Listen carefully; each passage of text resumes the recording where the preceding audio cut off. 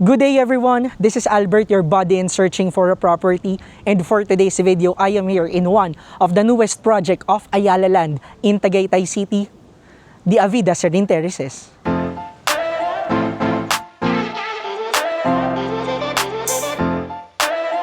Serene Terraces is located in Bonifacio Drive, Tagaytay City.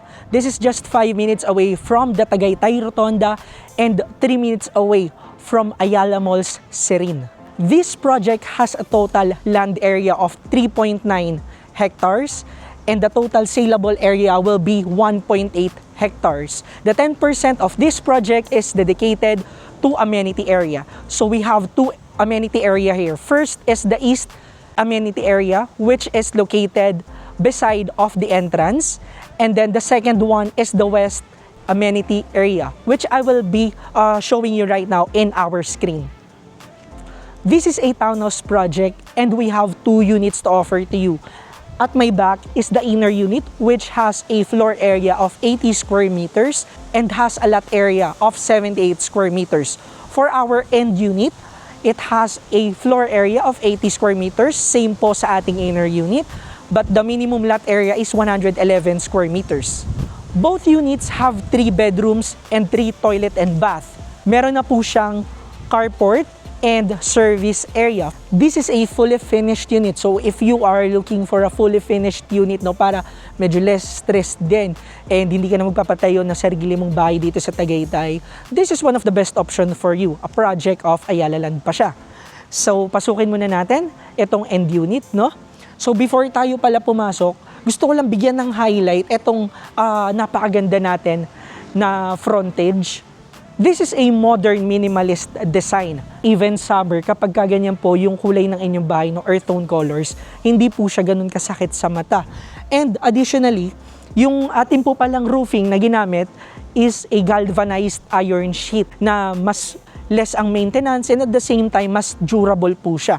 For our end unit, again, this has a lot area of 111 square meters. You can easily fit your SUV or van, but if ever that you have 2 sedan, I believe kakasya po siya. And you still have additional space dito if you have an electric bike or motorcycle. And also, kapag sinabi kasi natin na townhouse, iniisip ng iba, no, na mas maganda talaga ang mga single attached and single detached. But meron din naman syempreng advantage yung pagkakaroon ng townhouse. Mas less yung maintenance ng bahay and yung privacy is mas nadadagdagan compare sa mga attached and detached na bahay. I just want to give a highlight for this one. Ito pong ating harang dito is what we call breeze block. As you can see, meron po siyang labasan ng hangin, no, that promotes air circulation, additional na ventilation, and ang kinagandahan po niyan is na ma-maintain pa rin yung ating privacy. For this carport, this one is the deliverable upon the turnover of your unit. Ganyan na po siya yung inyong parking area. Kung mapapansin nyo po, meron tayong 2 malaking bintana na on type po siya, na aluminum frame. And ang kagandahan niya, nagbibigay siya ng good natural light sa ating bahay. Mas maaliwala siya. By the way guys, no, bigyan ko lang rin pala ng highlight. Isa sa mga additional feature ng ating mga units dito sa Serene Terraces is meron na po siyang kasamang smart CCTV. Kung titignan din po natin itong ceiling natin, no, napakaganda po ng design. This is a PVC wood type po na ceiling. And napaka-minimalist po ng design. And before tayo pumasok, daanan lang natin itong gilid ng ating bahay.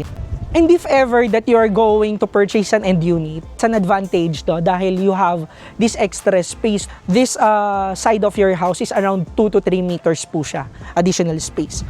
So, ayun yung kinagandahan, no? Again, meron kang additional space, pwede mong gawing garden or future expansion. And you have here a sliding door, papasok sa inyong kitchen. And dito naman po sa likuran ng ating bahay, nandito po located yung ating service area. So, meron na rin po tayo ditong saksakan sa ating mga washing machine. And additional po pala, yung kung mapapansin nyo po na sa taas, ayan po yung support ng ating likodan ng ating window type na aircon. So, at least bawas pa rin po sa ating expense, no? Kasi syempre kapag magpapagawa tayo ng support ng ating aircon, papakabit pa po tayo, additional cost pa po siya sa inyo. So tara, pasok po tayo sa loob ng bahay. And now, let's enter your future home. So you will be greeted by this high-density fiberboard na main entry po natin.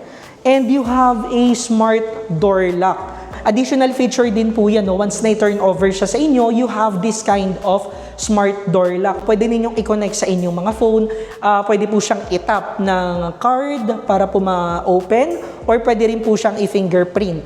Yan po. So this is your first floor.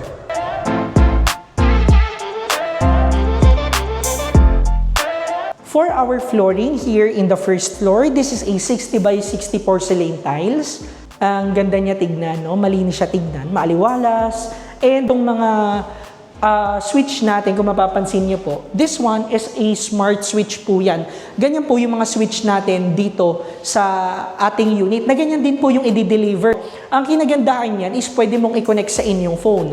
Let's say, nasa labas po kayo, yung pauwi pa lang po kayo ng bahay, and pwede nyo po yan i-connect para po mabuksan nyo na yung bahay. No? Bago pa kayo dumating, mabuksan nyo po yung mga switch and yung mga aircons. Though meron naman tayong ilang mga aircons na available na nasa market ngayon na pwede mong i-connect sa phone mo. Kapag pauwi ka, pwede mo na siyang i-open, no? Para mabubuksan. But this is already included sa kukunin ninyong property dito sa Serene Terraces. This part can be your living area. And this part can be your dining area. And for our kitchen area, this one is the deliverable upon the turnover of your unit.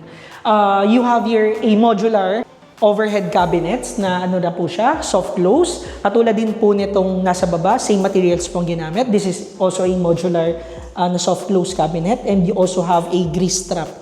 Isa sa magandang feature ng inyong kitchen area.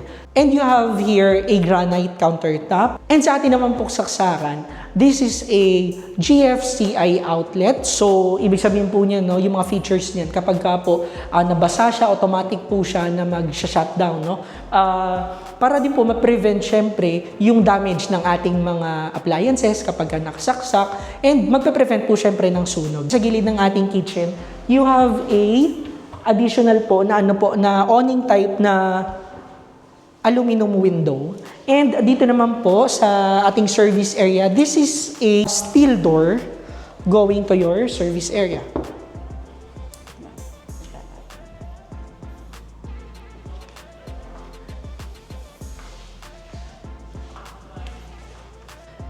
And ito naman po yung ating toilet and bath dito sa first floor. This is a PVC type door. Yan. So, mapapansin niyo po, ang ganda po ng design ng ating CR. You have a lavatory here. You have your flush toilet here. You have here your bathroom na ito po yung shower natin. By the way, yung mga ating pong furnitures dito sa ating CR is American standard po, no? So, all of this po are American standard, no? Magandang quality and at the same time, durable po siya. For our, for our tiles dito, this is a ceramic tiles na gray po ang kanyang color. And meron naman po tayo ditong part na pataas para hindi naman po umapaw yung tubig. For our heater, meron na rin po tayo naman ditong outlet na nakaabang, no? Which is also a GFCI po na outlet. Sa baba naman po ng ating hagdan, since Ayala Land is promoting a zero wastage sa kanyang mga units, you can use this as an additional storage po, no? Lagay ka po dyan ng cabinet, or ayun po, lagayan po ng inyong mga sapatos. And now, let's go to our second floor. For our stairs, this is made from solid wood, and yung railings is made from steel. And ang ganda po ng design ng ating mga steps, no, sa ating hagdan. This is a wood po. Napaka-minimalist po talaga ng design, no? Bumagay po siya sa exterior design ng ating bahay. And ayun po, maluwag po yung ating hallway dito sa ating second floor. And this is your first bedroom. The door used po here in our bedroom are medium density fiberboard. Ayan po. And ito po, maluwag po yung ating first bedroom. Sa atin po palang flooring, ang ginamit po dito is a stone wood po na planks. And ang ganda rin po bigyan ng highlight. Itong malaki po natin na awning type na window. Mas maganda po yung air ventilation and at the same time, yung direct sunlight na pumapasok sa ating bahay. Especially, nasa Tagaytay po kayo, no? And not all the times naman is bubuksan ninyo ang aircon. So having this kind of windows na malalaki will give you an additional po na air ventilation sa loob ng bahay. So let's go to our second bedroom. So this is our second bedroom. For our second bedroom, same lang rin naman po siya na mga materials na ginamit. For our switches, same pa din po, smart switches pa rin po siya. You have the provision for window type na aircon. And for our second bedroom po, you have huge na awning type window. Isa po dito and isa po sa part na to. Yan. By the way, this is total of 4 awning windows. And beside of our second bedroom, nandito naman po yung ating common na toilet and bath sa second floor. Tara po, pasukin natin. For the materials used po, same lang rin naman po siya. No? All of the fixtures po natin are American standard. And for the ceiling po pala, it's a gypsum board.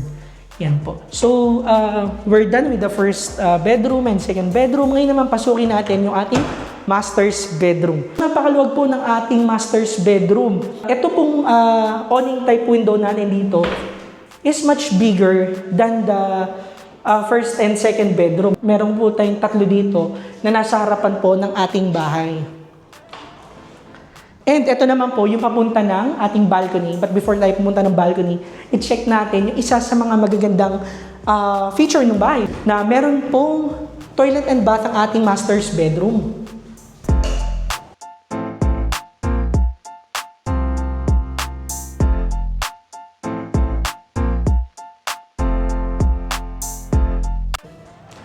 And now, let's go to our balcony.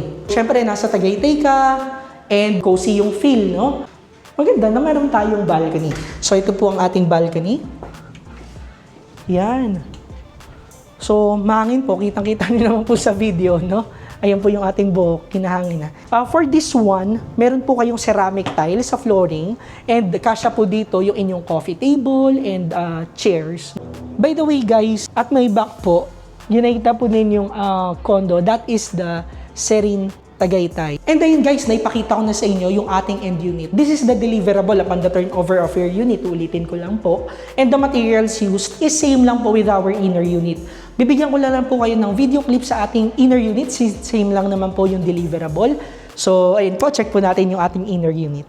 And nandito naman po ang ating inner unit.